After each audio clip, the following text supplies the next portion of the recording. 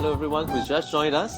This is the first episode of Talk Kok Sing Song, where it's me, KokJun, and we'll be interviewing different local musicians every week. Okay, it started when I was in primary 6. It started out with a lie where teacher was asking anyone has done any traditional music. And then I just told, okay, because I love Krishna. Back then I was always thinking about Krishna, who plays the flute. And then I told her, okay, I wanted to learn the flute. Maybe I will learn one day, someday. So my father brought me to Dr. Ghana, and that's where my journey started. And it got further when I joined symphonic band in secondary school. Then I saw this relationship between the Indian music and the Western flute, which just put me deeper into music. So right now I'm majoring in jazz on the Indian flute, but then the gap that I bridge is using Western flute. So I do the chord changes, I learn chord changes and harmonic progressions on the Western flute, and then I apply them onto the Indian flute. How does one relate the fingering to the sound, the pitch that comes out of the flute? Can you please elaborate a little bit more especially for our non-musician friends? Wonderful. I mean, this question is very, very profound and it's very meaningful. All musicians, we create not only music, we need to relate music to people. And sound comes first, regardless of the genre of music you play. When you know the sound and you memorize the sound, your secondary skill set is to pair up that sound combination into fingering. Okay. So, of course, finger positions are fixed, where there's, with regards to the Indian flute, there's a sari, gama, pada, nisa, they have the fixed fingering. Okay. It comes with practice where you practice swaravali or patterns. Can you show us a little bit of how you practice this scale, or like sari, gama, pada, nisa? Maybe you can demonstrate a little bit for our friends. So, with my practice session, usually I will be linking my swarams into singing. So,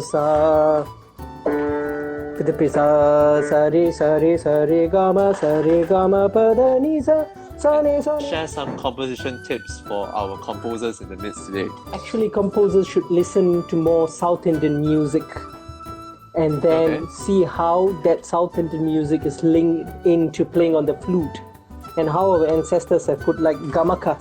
So we need to go in depth per se. We need to know that this exists, this kind of combination. So I've already put into categorization from the South Indian music. We have 10 types of gamakas. Few of them, we have gambit.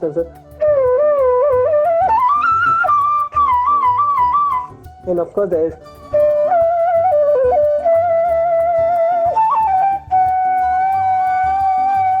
This links to the quarter tone that Pipa Gao is talking about as well. Yes, that's true.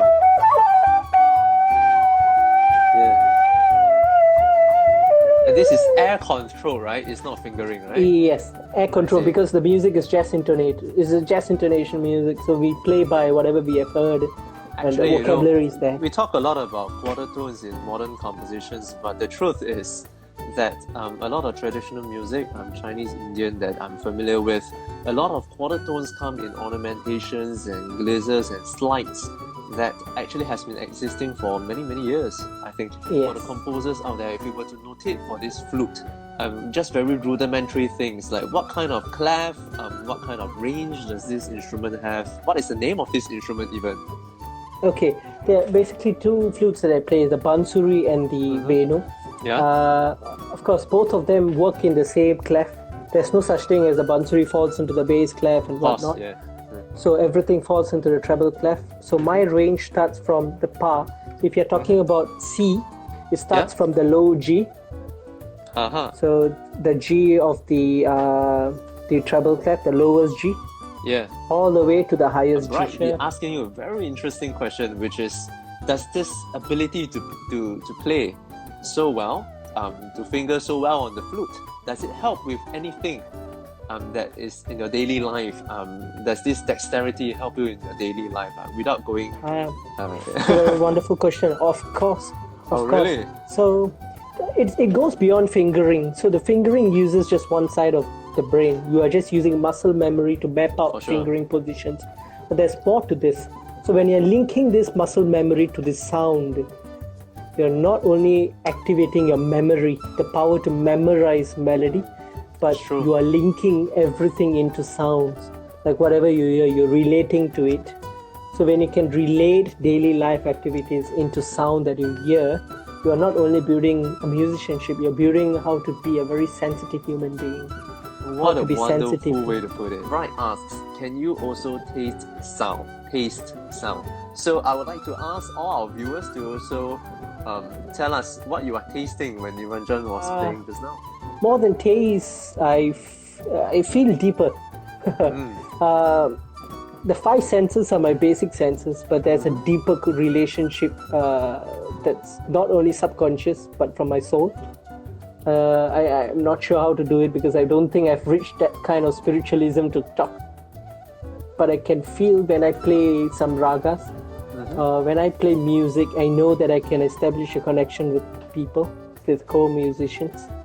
And that connection is my main driving force to be a musician. Okay, before we end this session, right, we have just one or two more last questions for you. And this is something that I really wanted to ask you about, which is you as a musician, what is your stylistic approach? Because you talked about South Indian music, your improvisation was based on North Indian music, and you play jazz, you play Western music. There's so many things. Where is it all coming from, coming together? It's a very good question. It's definitely musicianship. And that's one thing that I want to drive Singapore musicians, or generally people who want to really take up music, is work on your musicianship. Like the ability to listen, ability to absorb music. So stylistic approach wise, I'm actually adopting a very rhythmic playing in Indian music itself, because I'm attracted to rhythms more than the shaiti or the lyrical meaning. I'm more into the rhythms. So let's say we take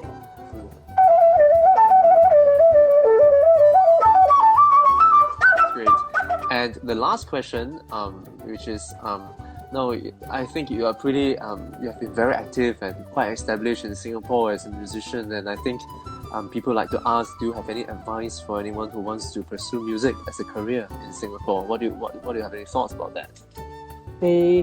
Definitely, because you're not only playing music, you're actually impacting people's life. Any society needs a balance. Where there's capitalism, you need a balance with capitalism, which is artistry and aesthetics, and this is what it gives a balance, the yin and the yang. So we need musicians who believe in musicality, a connection with musicians, and growth, open-mindedness. These are the skill set that we need.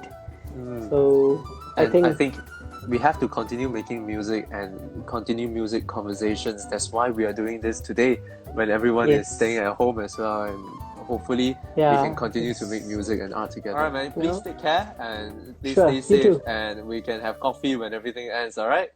Sure, looking forward. Have a great circuit breaker.